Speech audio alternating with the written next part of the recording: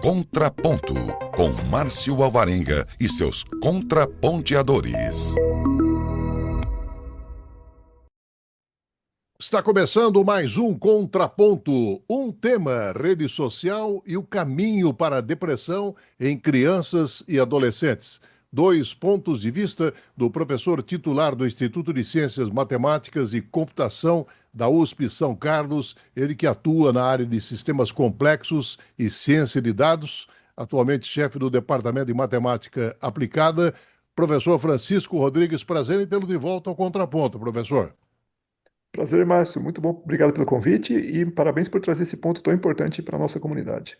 E participa conosco também pela primeira vez o médico psiquiatra pós-graduado em Psiquiatria da Infância e Adolescência pela Santa Casa de Misericórdia do Rio de Janeiro, ele que é vice-presidente da Associação Psiquiátrica de Brasília, Dr. Carlos Guilherme da Silva Figueiredo. Dr. Carlos, prazer em tê-lo conosco, bom dia. Prazer é meu, agradeço a oportunidade de falar sobre o tema e esclarecer um pouco sobre assuntos aí que são tão comuns na nossa prática diária, né? Comum de todas as casas aí com crianças e adolescentes. E um estudo desenvolvido ao longo de 3 anos traça caminho da rede social à depressão em crianças e adolescentes. Esse estudo ele foi coordenado pelo Dr. Jason Nagata, da Divisão de Medicina do Adolescente e Adulto Jovem, do Departamento de Pediatria da Universidade da Califórnia, em São Francisco. E participaram do estudo 11.876 adolescentes, demonstrando que o aumento no uso de redes sociais está associado a maiores sintomas depressivos no ano seguinte, especialmente durante o segundo e terceiro ano do acompanhamento que foi realizado. E esse cenário, ele pode indicar um aumento repentino do sofrimento de crianças e adolescentes em função do uso das redes sociais. Gostaria de ouvi-lo a respeito, doutor Carlos. Então, Márcio, de fato, na prática diária é o que nós observamos mesmo, né? Mesmo em consultório, é uma queixa comum entre as famílias, né? Os pais trazem muito essa queixa, a reclamação de que os filhos estão cada dia com mais tempo de telas envolvidos tanto em jogos eletrônicos quanto nas redes sociais. E sempre tem a justificativa de que os amigos usam e que precisam daquilo para se comunicar, para interagir, para ter contato. Muitas vezes utilizam até a justificativa que precisam estudar. Então, para estudar, teriam que ter acesso àquelas redes sociais. E o que nós vemos é que as crianças, tanto as crianças quanto os adolescentes, eles estão realmente passando mais tempo no meio digital, no meio eletrônico, do que na convivência do dia a dia com outros colegas, com as crianças e com a família, né? Um dos pontos que eu acho que é válido discutirmos é até a lei que tirou ali das escolas o acesso de celular dentro da escola, e as crianças se viram perdidas, né? Muitas questionando, mas o que é que eu faço? O que vou fazer no meu intervalo? E no recreio? O que é que eu vou ficar fazendo no intervalo, no recreio, se eu não tiver acesso ao meu celular? Então, eles perderam até essa habilidade de interagir, de brincar, o interesse também, perderam o interesse em querer brincar e se divertir com outras crianças e outros adolescentes, inclusive justificando que não conseguem ou não poderiam interagir porque estão sem acesso às redes sociais. Quer dizer, ainda que estão ali presencialmente com os amigos, geralmente até os melhores amigos dentro da escola, eles não conseguem interagir, justificando que estão sem acesso às redes sociais. Uhum. Interessante, professor Francisco, porque outro dia eu estava passando na frente de uma escola e coincidiu de ser exatamente o horário de recreio, né? E aí eu pensei, olha só o barulho da brincadeira que a gente não ouvia antes, né? Porque estava todo mundo conectado, ligado no seu celular, então já não se ouvia mais aquele alarido, aquele barulho característico dos recreios. Mas essa questão do uso das telas, né, os algoritmos explicam, né, professor? Exatamente, esse é um grande problema. Então, se a gente olha retrospectivamente quando começou esse problema, então você olha lá que 2007 foi quando o Steve Jobs ele lançou o primeiro iPhone, né? E aí, se você pega posteriormente, em 2010, por exemplo, quando vai começar a surgir esse problema, né? A gente tem, por exemplo, que o Instagram ele introduziu aquele botão de curtir. Aí você tem, por exemplo, o Facebook também introduziu. Então você começa a ver que isso começa quando chegou os iPhones, porque anteriormente os celulares eles eram assim menos divertidos, né? Então você usava o celular, às vezes você tinha dificuldade para digitar, né? Porque você tinha que para a letra A você tinha que ficar clicando até aparecer o A, aí apareceu o B. Então era uma coisa assim que você tinha uma certa dificuldade, não era uma coisa, você não ia comunicar uma coisa facilmente. E aí, com esses celulares, o que aconteceu é que você tem acesso fácil. Você pode mandar vídeo, você pode mandar áudio, o texto fica muito fácil para digitar, porque você tem um teclado específico. E aí o que acontece é que, com o acesso dessa juventude, principalmente, as empresas viram que isso era algo que poderia gerar retorno econômico. E uma maneira de gerar retorno econômico é você fazer com que as pessoas fiquem conectadas o maior tempo possível, né? Então, o tempo de conexão é algo importante. E para você manter o tempo de conexão, você tem que mostrar algo que as pessoas tenham interesse.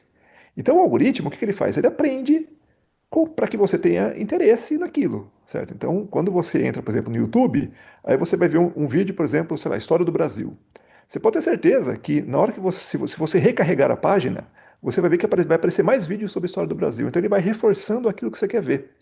E aí o que acontece é que na juventude eles acabam ficando muito suscetíveis, né? Porque eles ainda não têm ainda o cérebro formado para ter uma experiência, um senso crítico suficiente para saber se aquilo que ele está vendo é aquilo que realmente ele quer ou algo que está sendo feito para manipulá-lo, né? Então, quer dizer, a gente acaba sendo manipulado sem saber por conta desses algoritmos. Então, realmente é um perigo. Então, por isso que uma das recomendações que se tem é que se comece a usar redes sociais depois dos 16 anos, né? Que é quando você já tem um pouco mais de maturidade e aí você consegue realmente distinguir um pouco mais do que é real do que não é real, né? Porque o nosso cérebro ele tem uma dificuldade em saber o que realmente faz parte da realidade e o que não faz, né? Uhum. Interessante a colocação do professor Francisco, doutor Carlos, porque os smartphones eles foram introduzidos em 2007. E em 2015, as pesquisas apontavam que 92% dos adolescentes e jovens adultos já tinham um smartphone. E esse aumento dos sintomas depressivos, ele tem exatamente essa relação com o uso dos smartphones nesse mesmo período, porque essa foi a constatação de um estudo desenvolvido pelo psicólogo da Universidade Estadual de San Diego, o Jan Twing. E aí eu pergunto, será que o negacionismo científico impede de reconhecer estudos como esse, doutor? De fato, tem se falado mais sobre o assunto, né, e orientado, assim, até, quando os profissionais têm orientado muito aos pais em relação ao consumo, ao uso excessivo de telas. O professor Francisco nos deu a informação, né, sobre a recomendação do uso de redes sociais. E exatamente por isso, porque quando você tem um cérebro imaturo, um engajamento passivo. Quer dizer, você está consumindo de forma passiva o que está sendo apresentado, muitas vezes sem interação. Então, as crianças e adolescentes também que têm esse tipo de envolvimento nas redes sociais, que é só consumir o que está sendo apresentado a elas, elas têm um maior risco de quadros como depressão e ansiedade. Então, os quadros que são internalizantes, eles estão mais propícios com o uso excessivo, tanto de telas, mas em especial redes sociais. Tem alguns estudos que mostram essa relação, principalmente de comparação, e aí fica mais evidente em meninas do que em meninos, o quanto os sintomas, até essa exposição e essa comparação com imagens, enfim, o quanto é prejudicial para esses quadros internalizantes. Então, a chance de aumentar a incidência de um transtorno mental internalizante é maior, como também piorar uma condição pré-existente. Existe o fato também daquela criança, aquele adolescente com quadro depressivo, com anedonia, que já não tem muito interesse por outras atividades e começam a buscar na liberação de dopamina que essas redes sociais proporcionam alguma sensação de prazer. Ou seja, a criança ou adolescente procuram redes sociais para alguma sensação prazerosa, diminui esse contato, interação, convívio com outras pessoas, então ela reduz o que seriam os fatores de proteção e ela vai aumentar, consequentemente, os sintomas que seriam internalizantes. Então, uma bola de neve. Tanto a criança muito exposta a redes sociais poderiam apresentar sintomas depressivos, como aquelas também que já apresentam sintomas depressivos, ansiosos, outros quadros internalizantes, elas buscam mais essas redes sociais, aumentando e agravando, consequentemente, o quadro psiquiátrico. Professor Francisco, no livro Geração Ansiosa, o psicólogo social Jonathan Haidt, ele escreve o seguinte, que embora as partes do cérebro que busquem recompensas se consolidando depressa, o córtex frontal, que é exatamente dispensável, é um elemento muito importante para estabelecer o autocontrole, né? Ou seja, aquela resistência à própria tentação, né? E o cérebro não opera na sua capacidade total até os 20 e poucos anos, sendo que os adolescentes é que estão num ponto ainda mais vulnerável desse processo de desenvolvimento. E pode se sentir, de repente, socialmente inseguros, abertos, portanto, inclusive à própria pressão dos pares, atraídos com facilidade por qualquer atividade que possa favorecer a validação social, né? E a gente poderia dizer, então, professor, que é aí que mora o perigo? Exatamente. Esse é um excelente livro, eu recomendo para todos aqueles que têm filhos para lerem, e quem são educadores também. Esse livro, A Geração Ansiosa, ele vai realmente mostrar um panorama do que está ocorrendo, desde os anos 2010, principalmente, e é um alarme muito grande para a gente, né? Então, por exemplo, em das pesquisas que ele mostra, um dados de 2020, por exemplo, mostram que, por exemplo, em 2003, adolescentes de 15 a 24 anos, eles gastavam em média 160 minutos com pessoas da mesma faixa etária, certo? Então eles tinham mais contato com pessoas em média. E hoje isso caiu para em torno de 60 minutos. Então veja, hoje em dia provavelmente está menos ainda. Então as pessoas elas gastam muito tempo convivendo pessoalmente e gastam mais tempo online, certo? E um dado alarmante também que fala nesse livro é que não apenas os jovens, mas os pais também estão conectados, né? E aí ele conta, por exemplo, que um estudo de 2013 já mostrava que os próprias crianças, os adolescentes, eles relatavam que os pais geralmente estavam distraídos, acessando páginas de redes sociais ou notícias, ou alguma coisa assim. Então vejam que hoje está muito complicado, porque ninguém estava preparado para essas mudanças, né? Então as mudanças chegaram muito rápido. Então veja, 2007 não faz nem 20 anos, certo? Então, antes de 2007, os celulares eram completamente diferentes. Hoje todo mundo praticamente tem celular. E a internet também hoje é muito fácil, né? Não era tão fácil quanto é hoje. Então, o que está acontecendo é que a gente tem uma disponibilidade muito grande de acesso e o problema todo é que nós não fomos educados para isso, né? Então, quando você entra na internet e você não tem um senso crítico desenvolvido, você não sabe que aquilo pode te manipular, você não sabe o que está por trás, você acaba entrando, por exemplo, em comparações com pessoas. Por exemplo, se você entrar no Instagram, ninguém vai botar uma foto lá numa situação ruim, né? Todo mundo vai tentar mostrar uma situação ideal. E aí você olha aquela situação ideal e compara com a sua vida, que é uma vida real, você acha que a sua vida é ruim. Mas no fundo não é. Por quê? Porque na verdade a gente está comparando com coisas que não são reais. E agora está mais perigoso ainda, porque com a inteligência artificial, o perigo aumentou exponencialmente, né? Então agora você tem canais na internet onde as pessoas simplesmente não existem. Ou seja, são formas que foram criadas e são formas ideais. Então, quer dizer, como Platão já dizia, né, que existe o mundo das ideias e o mundo real, né? E o mundo das ideias a gente nunca alcança, né? Então, quer dizer, a gente acaba vendo um mundo inacessível e aquilo acaba trazendo traumas, né? Por quê? Porque você olha e fala, puxa vida, eu nunca vou ser tão forte quanto aquele cara, eu nunca vou ser tão bonita quanto aquela moça. E aí você se sente mal por conta disso, mas no fundo não é assim, né? Esse é o problema. O problema é que os jovens, principalmente, como eles estão numa fase crítica, né?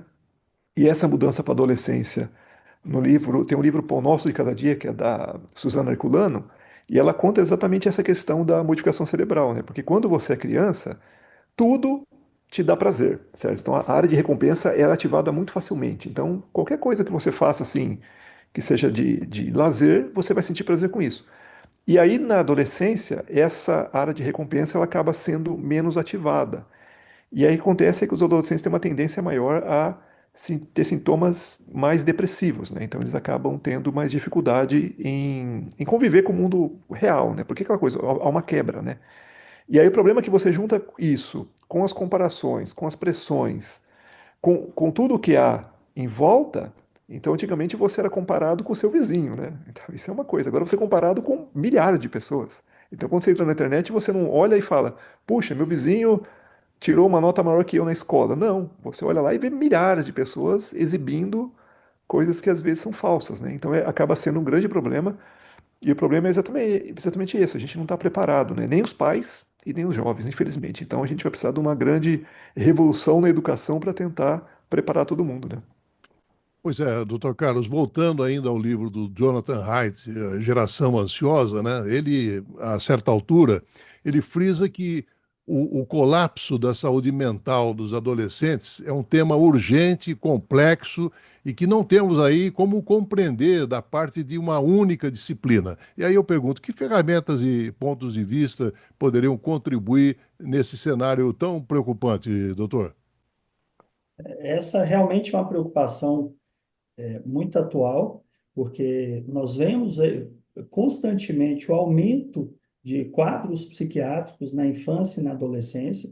Claro que também estão sendo mais estudados, são mais pesquisados, as pessoas têm mais consciência disso.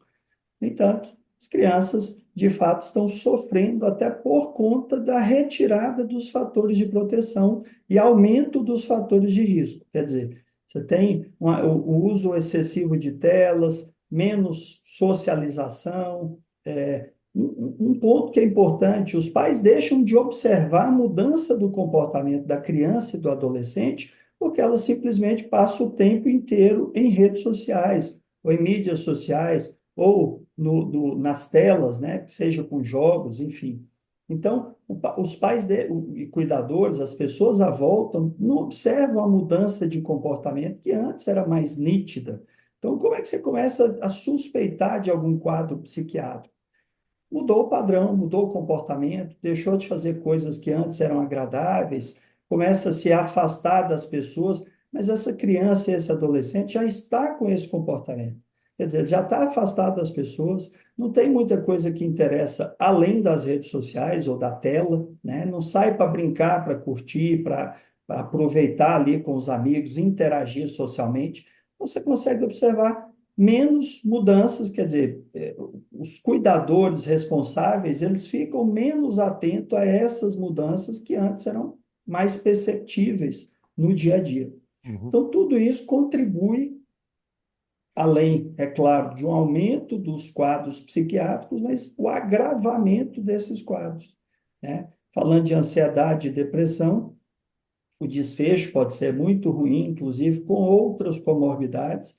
Lembrar que depressão é um dos principais fatores de tentativas de suicídio e de suicídio consumado. Além, é claro, dos outros quadros psiquiátricos e outros fatores de riscos também que são associados. Então, a Uhum. gente perde o que seriam os fatores de proteção, contato social, contato familiar, esse suporte familiar, essa observação das pessoas que estão à volta e aumenta os fatores de riscos, expondo essas crianças a tempo excessivo de tela, a cyberbullying, né, pelas redes sociais. Então, vários tipos de violência ali através de redes sociais, e tudo isso seriam fatores de risco e fatores agravantes de quadros psiquiátricos.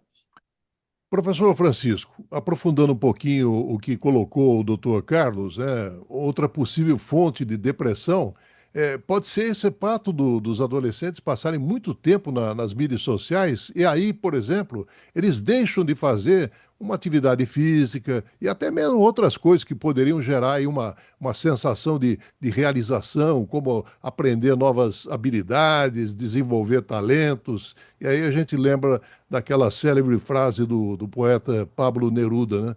Você é livre para fazer as suas escolhas, mas é prisioneiro das consequências, né, professor? Exatamente. Esse é um grande problema, porque na verdade é assim, as redes sociais elas têm um lado bom, sabe? Então a gente pode realmente fazer mais contatos, pode conhecer mais pessoas, pode ter outras experiências, mas o grande problema é você usar em excesso, que é isso que acontece, né? Porque ela acaba aprendendo muito. Então, essa questão, por exemplo, dos algoritmos, ele acaba gerando ela acessa muito a zona de recompensa e você acaba gerando prazer nisso, né? Então, você começa a ver vídeos, você começa a interagir com pessoas de todo mundo, e isso aí acaba tirando o tempo que você tem para usar no mundo real, né? Que é aquela coisa, o tempo não é infinito, né? Então, se você está tirando de uma coisa, você está dando para outra. E aí, o que acontece nisso é exatamente isso. Então, o que acontece?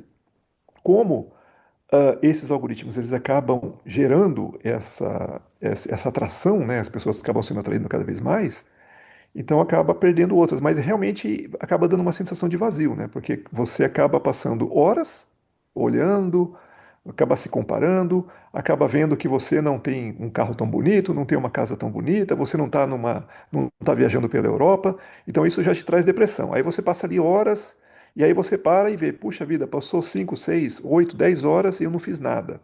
E aí te dá aquela sensação de vazio, né? Porque na verdade o que acontece? Quando você aciona muito a zona de recompensa, depois há uma queda, né? Então você acaba meio um pouco mais depressivo, né? Porque você acaba usando muito essa região, e aí quando acaba o estímulo, você volta à realidade, e aí você vê que você deixou de aproveitar muita coisa, né? Então aquela coisa, o tempo é a única coisa que não tem como voltar, né? Então aquela coisa, se você perder dinheiro, você pode recuperar, mas o tempo você nunca recupera, né? Então acaba criando uma sensação de vazio, e essa sensação de vazio, infelizmente, hoje ela é um pouco, de certa forma, generalizada, né? E acaba levando muito à depressão, porque na verdade essa questão de você construir o futuro, né? Então, por exemplo, eu estou estudando porque depois eu quero me formar, eu quero ter uma profissão, eu quero contribuir com algo, né? Isso é extremamente importante você ter essa sensação de propósito, né? E aí, com as redes sociais, essa sensação de propósito acaba indo embora. Por quê? Porque você fica todo o tempo observando as pessoas, vendo o que está acontecendo, aí você vê que você não é tão bem sucedido contra aqueles que supostamente são, né? Porque a gente sabe que nem tudo que está na internet é verdadeiro. E aí o que acontece é que gera realmente uma sensação de vazio. E aí acaba contribuindo cada vez mais para a questão de depressão, né? Infelizmente, está ocorrendo muito isso. E ficar também na rede social também deixa você longe de atividades físicas, né? Então, nós evoluímos lá nas savanas africanas para caminhar pelo menos 5, 6 quilômetros por dia. A gente corre, a gente se exercita, e tomar um pouco de sol também, né? Então, quando a gente tira tudo isso, nós não fomos evoluídos para isso. É a mesma coisa que eu pegar um peixe e colocar ele dentro de uma garrafa que tem Coca-Cola. Ele não vai saber sobreviver, certo?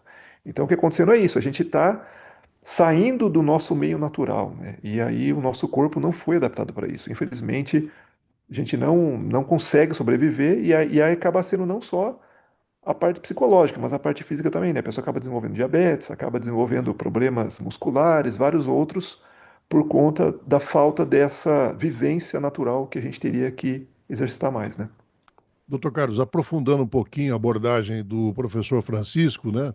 Alguns pesquisadores avaliam que a exposição às mídias sociais pode estimular demais o centro de recompensa do cérebro e quando essa estimulação ela se torna excessiva, aí pode desencadear caminhos que são muito comparáveis ao vício, né? E as bets servem para confirmar essa realidade, né, doutor?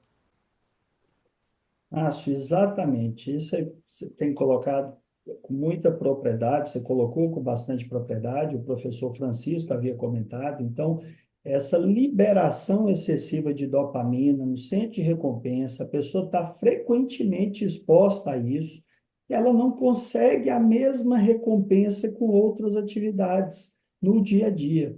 Então, mesmo atividades que antes eram prazerosas, deixam de ser interessantes por conta desse excesso de dopamina no centro de recompensa.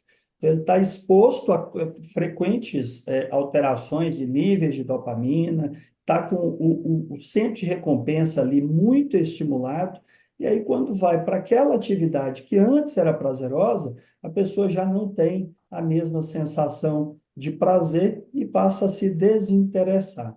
Além disso, foi colocado o tempo de atividade, né? O tempo de atividade física, o se locomover, se movimentar e uma atividade física orientada.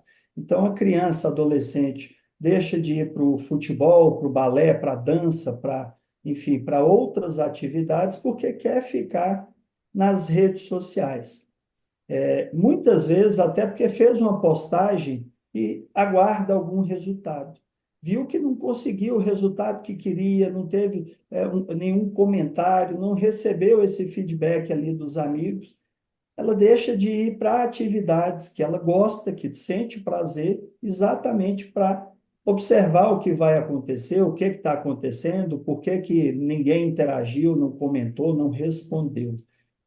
E o outro ponto que você colocou, importantíssimo, Márcio, é relacionado aos jogos, às bets, porque aí mais uma coisa que aumenta muito o nível de dependência e os prejuízos que são relacionados a consumo de substâncias. Então, tanto redes sociais, mas em especial esses jogos eletrônicos, as bets, os cassinos digitais, enfim, tudo isso aumenta, da forma como colocamos, a concentração, a estimulação do sente-recompensa, e a pessoa já não consegue viver sem aquilo, que é o que se assemelha à dependência de outras drogas, de múltiplas drogas, com todos os prejuízos relacionados a isso. Né? As crianças e adolescentes estão expostas a isso, inclusive por propagandas em redes sociais. Por falar em centro de recompensa, a indicação aqui de um livro interessante, Nação Dopamina, da doutora Ana Lembke. Então, É, esse é um assunto que a gente vai, inclusive, trazer aqui para o contraponto para discutir. Professor Francisco, o jornal The Guardian do Reino Unido, ele publicou uma matéria e o título é o seguinte: Crianças do Reino Unido bombardeadas por anúncios de jogos de azar e imagens online. Bom, a Gambleware, uma instituição de caridade, ela encomendou uma pesquisa e aí ela descobriu que os riscos dos jogos online, eles não eram perfeitamente compreendidos pelas crianças por causa daquela tal de linha borrada, professor, que aparece entre os anúncios de apostas, esses jogos populares no estilo cassino online, né? E esses anúncios dos jogos de azar com gráficos de desenhos animados acabam sendo fortemente atraentes para as crianças. Aí eu pergunto, não faltam iscas em forma de publicidade para fisgar crianças e adolescentes, né, professor? exatamente. Se você olha hoje, principais não, muitos, né, dos influenciadores, eles acabam recebendo até mesmo uma porcentagem daquilo que é arrecadado, né? Isso é da ordem de milhões de reais, então não é pouca coisa. E além do que, esses aplicativos, eles são desenvolvidos de uma maneira que ele sempre causa. Porque, por exemplo, quando você olha para uma cena, vai ter também alguns fatores nessa cena que vai te causar prazer, né? Então acontece, esses aplicativos são desenvolvidos por uma equipe, e essa equipe por trás geralmente tem psicólogos, tem psiquiatras, pessoas que estudam o comportamento humano, e eles sabem exatamente onde estão nossas fraquezas, né? Então, por exemplo, quando você vai lá e clica no joguinho e você ganha um ponto, você pode ver que ele solta tipo fogos de artifício, algumas cores variantes. Então, aquilo não é aleatório. Aquilo foi tudo pensado. Por quê? Porque toda vez que você interage e você ganha alguma coisa com aquele jogo, aquilo te adiciona altamente, há uma alta probabilidade de adicionar a zona de recompensa, certo? Então ele é feito de forma realmente a te viciar. Só que um ponto importante que as pessoas não têm consciência é que a questão dos jogos é aquela coisa, a banca sempre ganha, porque os jogos foram feitos para que a gente perca. A única maneira da gente ganhar no jogo é se nós formos a banca. Então, por exemplo, se eu sou o dono do aplicativo, eu vou ganhar dinheiro. Caso contrário, as pessoas não vão ganhar. Se a gente calcula as probabilidades, então, se você estuda o mínimo de probabilidade, você vai ver que as chances são muito baixas. E as pessoas às vezes têm algumas falácias. Então, por exemplo, tem uma falácia que vai falar assim: bom, se eu perdi 9 vezes, então na próxima eu vou ganhar. Porque pensa assim, né? Bom, eu lancei uma moeda, saiu 9 caras, então provavelmente a próxima vai ser coroa. Pô, já saiu 9 caras, certo? Então, com certeza vai ser. Só que elas não se tocam que os eventos são independentes. Ou seja, quando um evento é independente, acontece o seguinte, acontece que o passado não importa. Então, toda vez que vai executar o próximo, é como se não tivesse acontecido nada antes. Então, no fundo, as pessoas acabam caindo nessa falácia. Então, a pessoa vai jogando, aí ela perdeu, aí ela vai jogando, aí já perdeu 10 vezes. Aí fala, não, agora a próxima vai. Aí ela ganha. Só que ela ganha, ela fala assim, puxa, agora eu ganhei, agora eu vou começar a ganhar, agora é a minha hora de ganhar. E ela continua apostando, mas ela sempre vai perder. Porque, assim, no final, a banca sempre ganha. Então, as pessoas acabam não tendo noção disso e aí elas acabam apostando cada vez mais. E aí um problema é exatamente esse. Porque é fácil, ou seja, você baixa o aplicativo e você pode usar. O aplicativo, ele tem uma cara que é realmente para te convencer que aquilo vai te dar prazer. Quando você joga, aquilo acaba te levando a algum tipo de entretenimento, então você acaba ficando realmente com um certo vício naquele jogo, só que o que está por trás de tudo isso você não acaba não sabendo que você vai perder, né? E no Brasil a gente tem um problema muito sério, que é que a gente tem uma nossa cultura, né? Ela indica que todo mundo é expert em futebol, né? Então todo mundo sabe futebol. Então você vai conversar com o pessoal que gosta de futebol, todo mundo tem palpite. E aí o pessoal usou isso como uma fraqueza, né? Porque você coloca lá para apostar. Eu acho que eu entendo de futebol. Ah, vou ganhar dinheiro fácil, né? Claro, porque eu entendo tudo de futebol. E aí o pessoal aposta, mas só que sempre perde, porque a gente sabe que não é justo. A gente sabe que ali tem por trás. Vai ter jogadores que acabam ganhando dinheiro aplicando faltas, tendo cartão amarelo. A gente vai ter as equipes também. Nem sempre é justo, né? E mesmo que se fosse justo, a chance era baixíssima de acertar. Então, acaba gerando, combinando tudo isso, né? A gente acaba ficando altamente vulnerável. E o problema todo é esse. O problema todo é que está atingindo também as crianças, né? E esse é o pior de tudo, né? Então, as crianças sendo atingidas, aí a gente acaba, é como se um traficante pudesse vender droga para as crianças, né? A gente está praticamente fazendo a mesma coisa, certo? A diferença é que as drogas, há lei para coibir, só que os jogos não, né? Quando uma criança de menos de 12 anos instala um jogo no celular dela, não vai ter ninguém para olhar que tem um traficante ali, teoricamente um traficante vendendo droga para ela, né?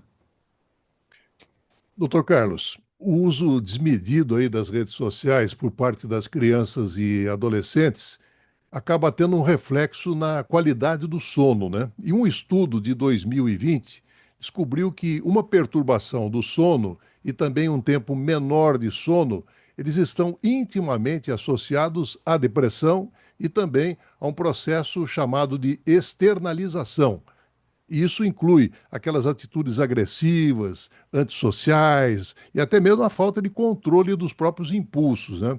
Afinal, o sono ajuda a prevenir problemas de humor e aí o corpo acaba funcionando melhor. Mas, por outro lado, por exemplo, doutor Carlos, usar os dedos ao clicar no celular, ele também pode liberar dopamina, aquela substância química que pode nos manter acordados por mais tempo. E aí, isso explica o aumento do tempo de tela? Esse é um dos mecanismos envolvidos no uso excessivo, abusivo, e aumento progressivo do tempo de telas. Você citou até esse estudo de 2020. Eu lembro que um pouco antes da pandemia tinha ganhado muita força um abaixo-assinado promovido por uma associação de medicina do sono, enfim, relacionado à medicina do sono. O que eles queriam reivindicar que as escolas começassem as aulas mais tarde. Então, porque esse tempo de sono, inclusive essa parte da manhã, então, crianças e adolescentes, muitos acordam 5, 5 e meia da manhã para se deslocar, para chegar em tempo para as suas aulas, né, nas escolas. E esse abaixo-assinado tinha ganhado muita força, já tinha milhares de assinaturas, exatamente pela importância do sono no crescimento e desenvolvimento e como fator de risco a privação do sono para transtornos mentais. Depois, com a pandemia, houve aquele período, inclusive, de suspensão de aulas, depois não se voltou a tocar nesse assunto. Mas a privação do sono é um dos grandes fatores de risco para adoecimento psiquiátrico. Então, uma das recomendações, inclusive, para alguns quadros psiquiátricos, quando você, né, quer saber o que eu posso fazer para não agravar um quadro, como que eu tenho que me comportar, quais são as alterações comportamentais que são necessárias nesses casos. Um dos pontos que é sempre recomendado por nós especialistas é noite de sono de qualidade, é sono de qualidade. Tempo adequado, de acordo ali com a faixa etária e com a necessidade individual, e avaliando também a qualidade do sono, para saber se tem alguma coisa alterando a arquitetura do sono daquele indivíduo. A privação do sono em criança, em qualquer idade, mas em criança e adolescente, isso é realmente muito prejudicial para a saúde mental dos jovens. E um dos aspectos relacionados ao uso de redes eletrônicas, de mídias sociais, de redes sociais e das telas, é que esses jovens reduzem o tempo de sono para ficar mais tempo nas telas. Teve um estudo interessante que avaliou 44 mil usuários de uma determinada rede, assim, dessas mais conhecidas, e 120 milhões de postagens. E aí foi determinado ali mais ou menos o horário que seria o horário pretendido para dormir. Então, cada um informou qual que é o horário que iria dormir. E o que se observou é que quando a pessoa faz uma postagem imediatamente antes do horário de dormir, a chance de ficar mais tempo acordado em uso da rede social aumenta. Então, tanto a postagem, o número de postagens naquela noite, a postagem imediatamente antes do horário pretendido para dormir, quanto o envolvimento em fóruns que naquele período ali estavam mais agitados. Então, quando a pessoa fez alguma postagem nesses fóruns, ela também estava associada a menor tempo, essas pessoas também estavam com riscos de dormir menos tempo naquela noite, fazendo privação. Então, isso é um risco muito alto para as crianças e adolescentes, porque faz a postagem, espera alguma interação, algum feedback, algum comentário dos amigos, e acabam ficando acordados para acompanhar o que está acontecendo. E se não tiver, ainda pior, porque aí gera insônia por ficar pensando. Quer dizer, alguém interviu, os pais tiraram acesso, não, vai dormir, você não vai ter mais acesso, e tira ali o eletrônico, por exemplo, o smartphone.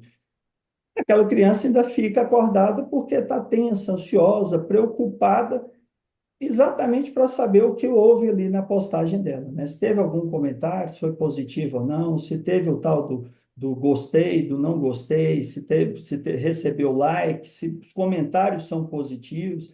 Quer dizer, então isso aumenta a ansiedade, a expectativa e piora, consequentemente, a qualidade do sono. Professor Francisco, eu estava lendo um relatório de alfabetização infantil, de mídia infantil do ano passado, que foi feito pela Ofcom, que é uma empresa reguladora de serviços de comunicação do Reino Unido, né? E esse relatório aponta que as crianças estão começando a jogar numa idade cada vez mais jovens. Por exemplo, 23% das crianças de 3 a 4 anos e 41% das crianças de 5 a 7 anos jogando online, de acordo com esse relatório. E para complicar ainda mais o cenário, aí surgem então as bets, né? Quando então o dinheiro na mão, seja no cartão, acaba virando vendaval, como diria o Paulinho da Viola, né, professor? Exatamente. Aí a gente tem um ponto importante, que é a questão cultural, né? Então, se a gente olha os pais antigamente, né, eles tinham que trabalhar e aí eles tinham também que cuidar das crianças. As mães tinham que cuidar das crianças, principalmente em casa, né? Então, o que acontecia? Elas tinham que manter as crianças ocupadas. Então, na nossa época, por exemplo, a gente ficava geralmente assistindo televisão. Só que a televisão é um dispositivo que você assiste, mas você não interage muito, né? Você fica de forma passiva, então você fica ali assistindo um desenho, vendo uma coisa assim. Claro que está sujeito ao que a televisão te coloca como conteúdo, né? Então a gente acaba acessando apenas aquilo que está disponível e foi disponível por uma empresa, certo? E aí o que aconteceu é que hoje os pais eles não querem que as crianças vão tanto para a rua porque tem aquela ideia de perigo, né? Então, nos Estados Unidos tem muito aquela ideia do caminhão de sorvete, né, que vai sequestrar uma criança. e aí tem aqueles ataques em escolas, então tem gente armada para cima e para baixo. Então criou-se esse terror, né? Então a mídia, principalmente, quando. E o problema é o seguinte: quando a gente vê uma notícia, por exemplo, sobre um ataque numa escola, ou alguma coisa desse tipo, a gente não consegue diferenciar que isso aconteceu nos Estados Unidos, né? Então a gente acha que vai acontecer também aqui na nossa cidade, certo? Então a gente tem essa dificuldade. E aí os pais, para protegerem os filhos, eles acham que deixando o filho ali no celular e ele fica ali quietinho, ali no cantinho dele mexendo no celular, ele está protegido, né? Só que aí eles não estão vendo que aquela criança ela está aberta para o mundo, né? Então, por exemplo, se você pegar algumas plataformas de jogos online, já se notou, por exemplo, que pode ser um nicho para pessoas adultas entrarem ali e, de certa forma, coagirem as crianças, né? Então, quer dizer, as crianças não estão brincando como se fosse, por exemplo, num parque de diversões onde só tem outras crianças. Então, ali você está no meio que você não sabe quem está do outro lado.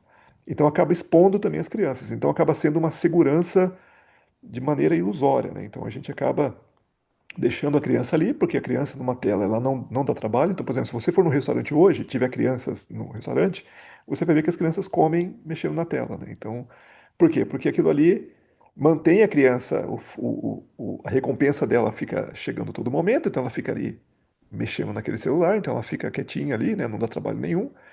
E aí os pais falam, ótimo, né? Então meu filho está aqui, está protegido, mas não está, né? E aí quando você coloca então essa questão de jogos, aí pior ainda, né? Porque se a criança tem acesso a recursos financeiros para aplicar nesses jogos, e a criança, e tem um perigo muito grande, né? Porque a criança, a gente sabe que o cérebro humano, ele está sofrendo uma neuroplasticidade muito grande nessa época, né? Então, quer dizer, as conexões estão sendo reforçadas aquelas que são mais usadas.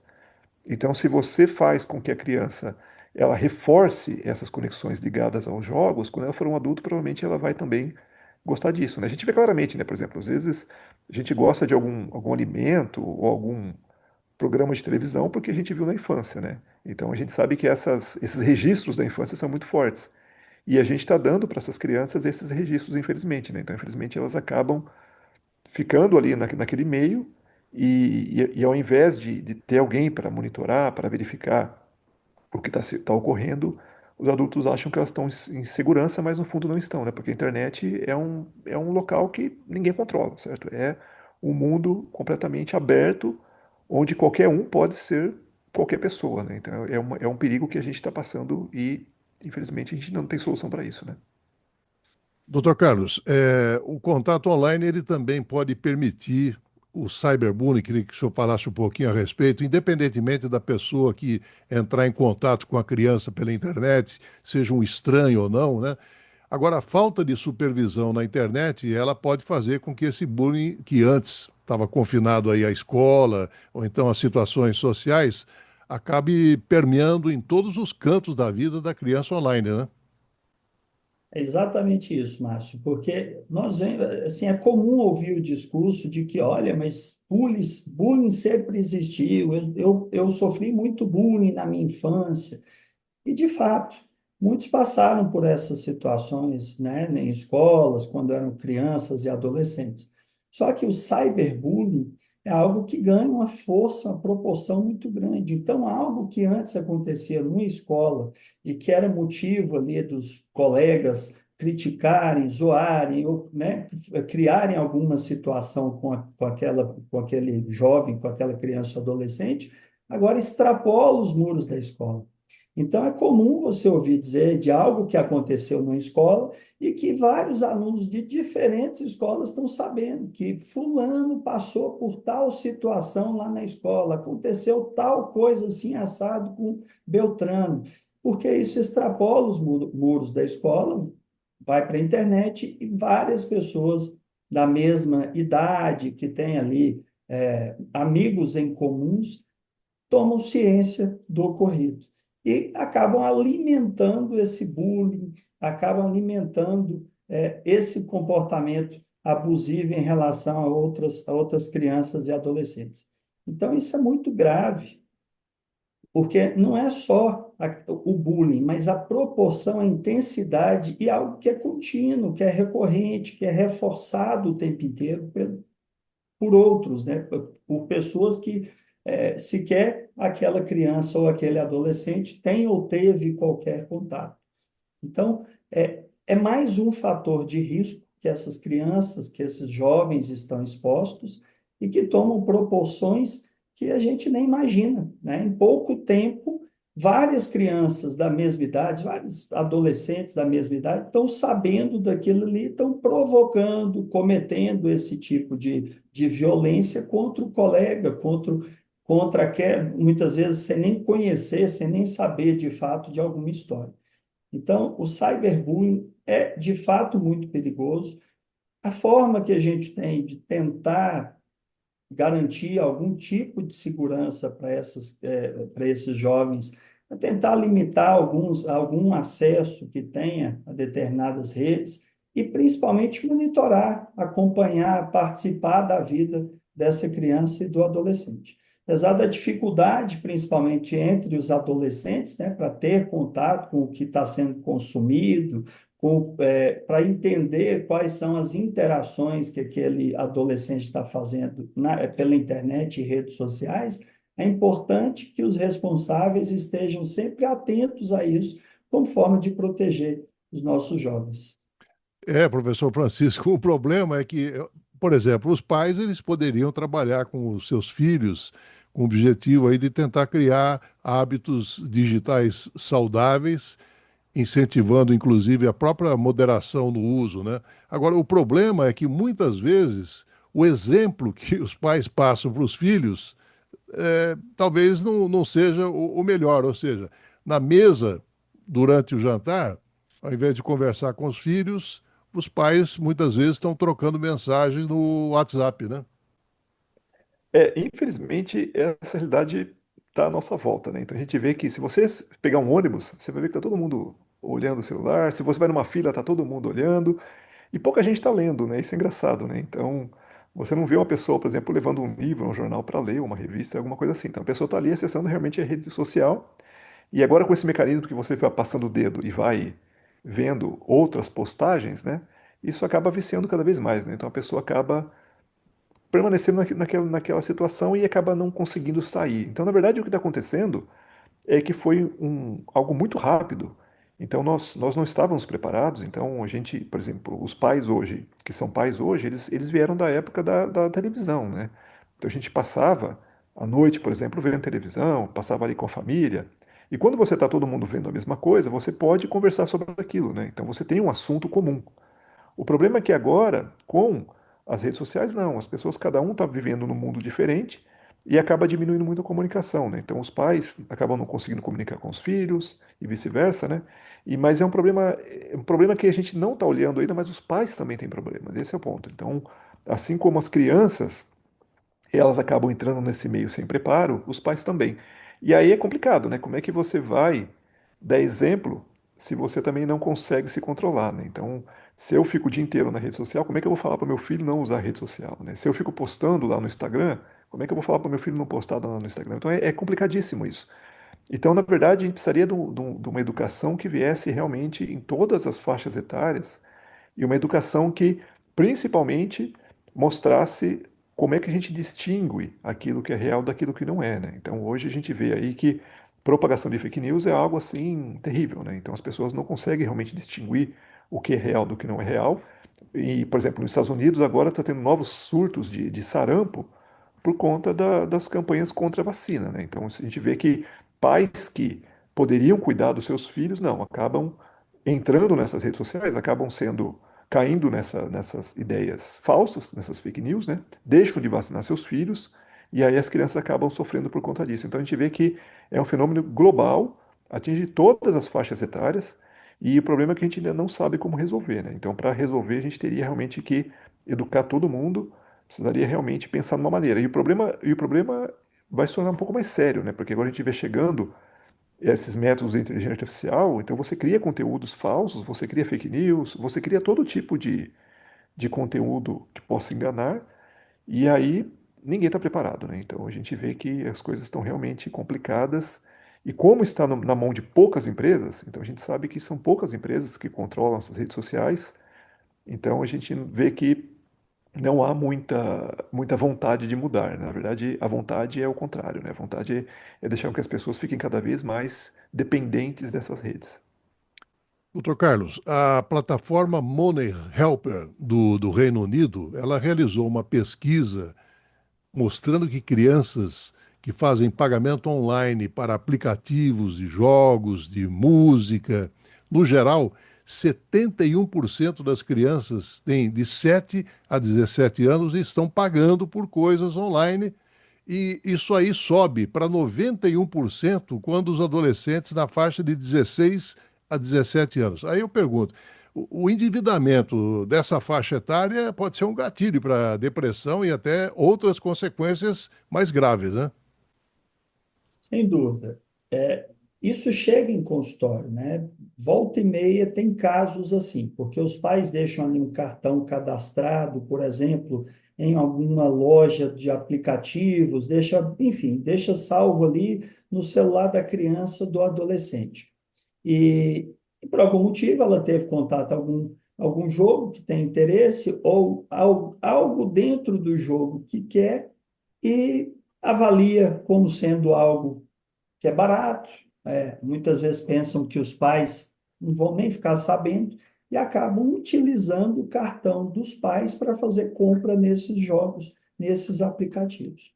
E agora houve uma piora desse comportamento com a história das casas de apostas, né, dos jogos eletrônicos, das bets, porque aí essas crianças também têm acesso a essas propagandas muito chamativas e acham bonito ou interessante, baixam esses jogos, muitas vezes ganham alguma coisa como incentivo ali inicial, começam a perder dinheiro utilizando o cartão dos responsáveis que está ali cadastrado no celular.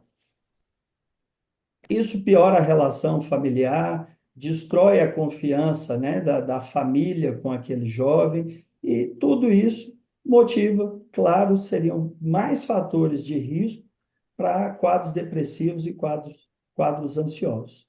Então, além do consumo, do consumo exagerado, o uso indevido de valores, né, dos responsáveis, sem qualquer autorização prévia, sem consentimento dos pais, leva a verdadeiros problemas dentro de casa, por conta, é claro, de quebra de confiança, de punições, castigos por conta disso. Nesse momento, os pais identificam, exatamente momentos assim, que os pais identificam que precisa tirar o acesso, aí viram a confusão diária dentro de casa, porque tirou acesso, mas o colega tem, os amigos todos estão usando, estão planejando sair para uma festa, algum evento, usam como justificativa acompanhar a matéria da escola, mas como que eu vou saber qual é a matéria da prova se eu não tenho qualquer acesso ao meu celular, onde eu conferia o conteúdo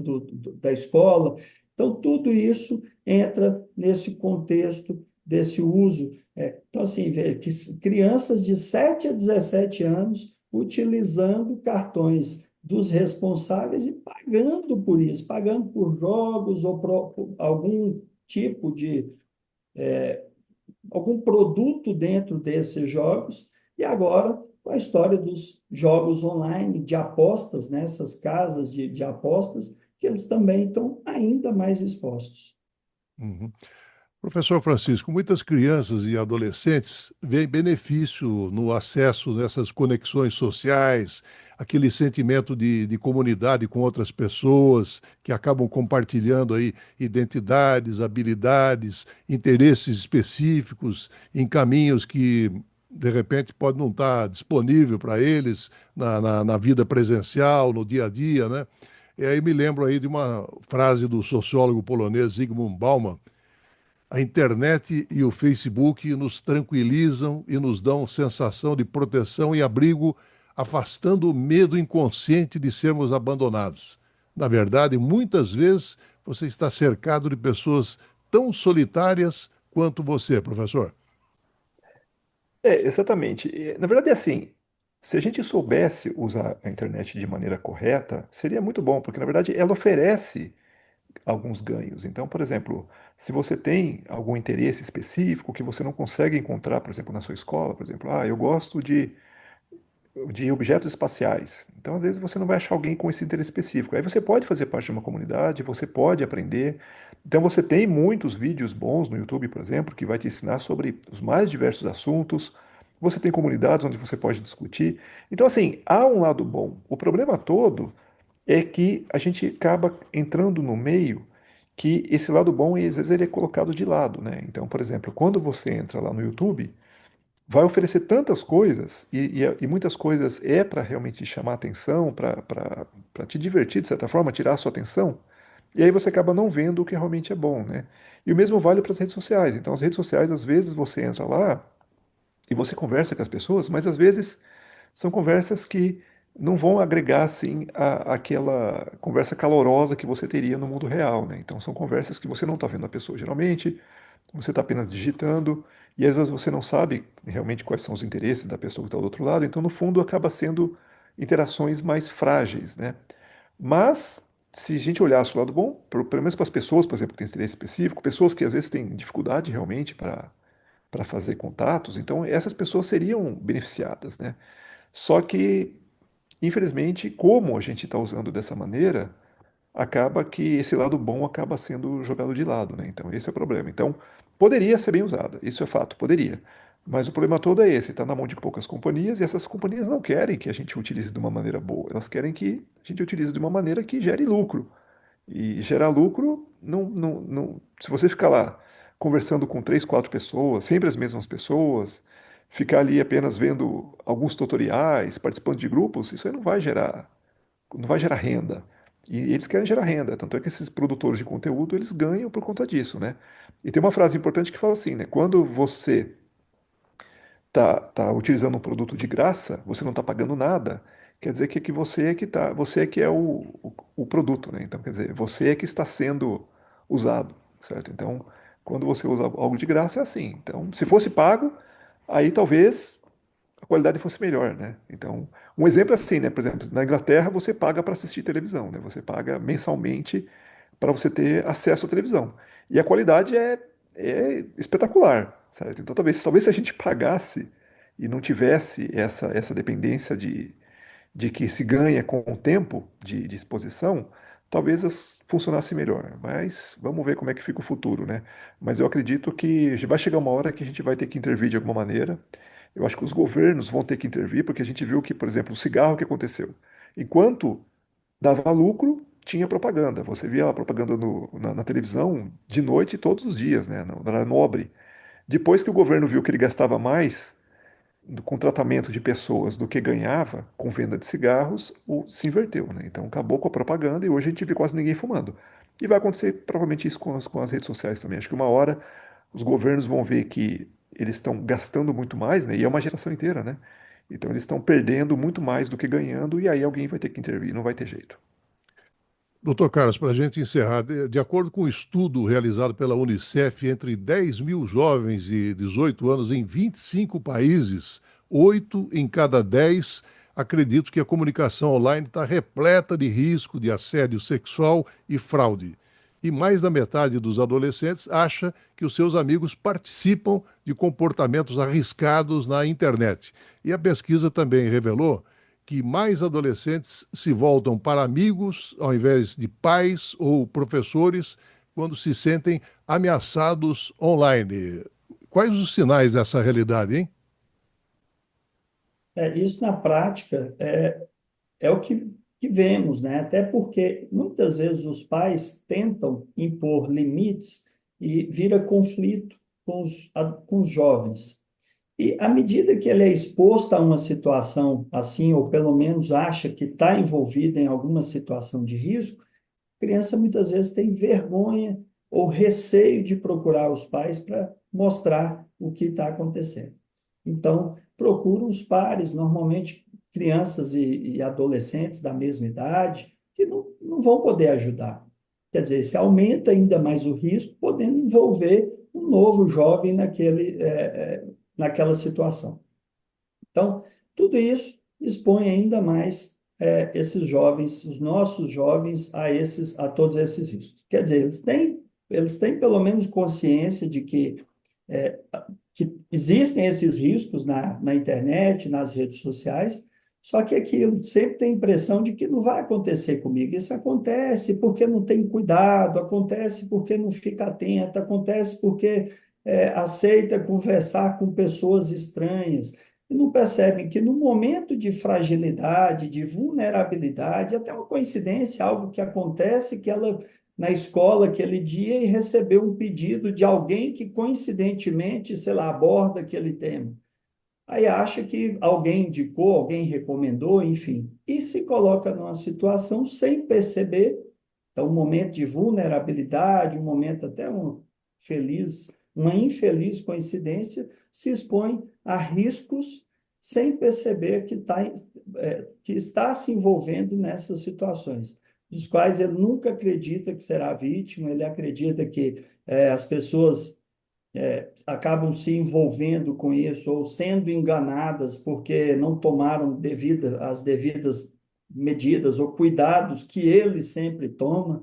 Então, infelizmente, é assim que acontece e todos nós, absolutamente todos nós, estamos sujeitos a isso e as crianças e adolescentes ainda mais sujeitas, até por conta da imaturidade cerebral, por conta das questões cognitivas que ainda não estão completamente formadas e bem elaboradas e não conseguem reconhecer os riscos das quais elas estão expostas.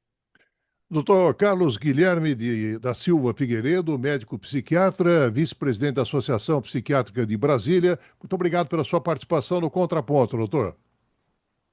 Eu agradeço o convite, Márcio. A ideia era trazer um pouco, alertar mesmo sobre o uso problemático. Já foi colocado, o professor Francisco nos brindou aí com excelentes explicações, inclusive de que esse uso pode ser benéfico, pode trazer, inclusive para tratamento de transtornos ansiosos, de transtornos depressivos e outros quadros psiquiátricos, incluindo TDAH. Só que a questão é como é utilizado, como essas redes sociais são utilizadas, ou jogos, não estou falando de jogos de aposta, isso nunca será benéfico. Né? Então, como esses jogos ou redes sociais, elas estão sendo utilizadas, qual é a medida disso, qual é o tempo, o que se deixa de fazer, né? Se tem conseguido conciliar com as outras atividades para utilizar esse tempo de tela. Então, a ideia é alertar sobre o uso problemático. Não é, de fato, condenar todas as redes sociais ou jogos eletrônicos aí, e relacioná-los a doenças psiquiátricas. Não é esse o intuito, é mais um alerta mesmo, e achei excelente essa oportunidade de poder falar sobre o tema. Muito obrigado, doutor Carlos. Professor Francisco Rodrigues, professor do Instituto de Ciências Matemáticas e Computação da USP São Carlos, muito obrigado por mais uma participação no Contraponto, professor. Obrigado, Márcio. Parabéns por trazer de novo esse tema. Esse tema é extremamente importante, porque a gente sabe que tem uma geração inteira sendo influenciada, que nem o professor Carlos disse, né? Tem muito o que a gente pode aproveitar da internet, mas há muitos riscos, né? E a gente tem que conhecer, porque assim, conhecendo, a gente pode tomar as decisões corretas, né? Então, eu acho que os pais têm que se conscientizar primeiramente e aí educar as crianças. Então, as escolas, por exemplo, deveriam ter programas para ensinar as crianças como usar racionalmente essas redes e alertar as pessoas que, na verdade, essas redes elas tendem a usar a gente de alguma forma, né? Criar o vício e tudo mais. E se a gente souber usar de maneira racional, há muito que pode ser aproveitado. Então, nessa parte de jogos digitais, mídias sociais, interações que a gente pode ter também, compartilhar conhecimento. Tudo isso pode ser usado de uma maneira benéfica, mas do jeito que a gente está hoje, infelizmente, não é a maneira benéfica e a gente tem que se preparar porque tudo está acontecendo muito rápido e as mudanças estão chegando e se a gente não estiver preparado, a gente acaba sendo enganado, né? E obrigado de novo, Márcio, e parabéns de novo por trazer esse tema tão importante. Muito obrigado, professor. Muito obrigado ao Benício Batista na edição, José Luiz Caetano, painel eletrônico. Estaremos de volta na segunda-feira, a partir das 11 horas. Tenham todos um excelente final de semana e até lá. Trocando em Miúdos. Programa produzido e apresentado por Márcio Alvarenga. Visite o nosso site www.programatrocandoemmiudos.com.br.